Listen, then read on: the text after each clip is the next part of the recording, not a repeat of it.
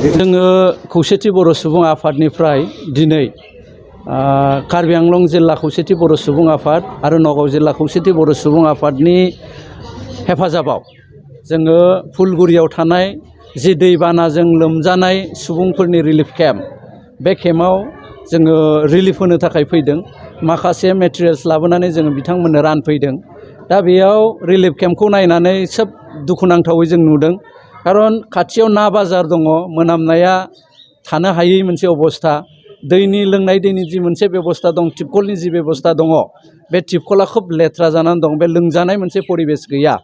लोगोसे जोङो रिलिफनि मानसिफोरनियाव जोङो सुलाद लानानै मोनथिदों जे दासिमबो मेडिकेलनि जेबो बेबस्था सरकारनिफ्राय बानायनाय जायाखै। एफा एनै रिलिफ मेटेरियल्स सरकारनिफ्राय होनाय जादों, जानाय लोंनाय, खिन्थु बिसेसके दैनि आरो बेयाव देहा फाहामथायनि जि बेबस्था लानांगौमोन बे बेबस्थाया जायाखै। जोङो खौसेथि बर' सुबुं आफादनिफ्राय नैबे चेनेलनि गेजेरजों सरकारखौ खावलायनो लुगैगोन जे नोंथांमोनहा जाहाथे थाबैनो बे केम्पआव जि दैनि बेबस्था आरो जि मेडिकेलनि बेबस्था, बे बेबस्थाखौ खालामनानै होनांगौ।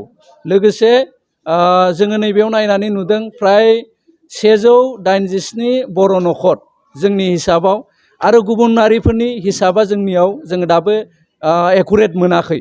खिन्थु बे जिहेतु हिउज मोनसे फेमिलिफ्रा फ्लाड एफेक्टेड जानानै बेयाव थाफैनांबाय।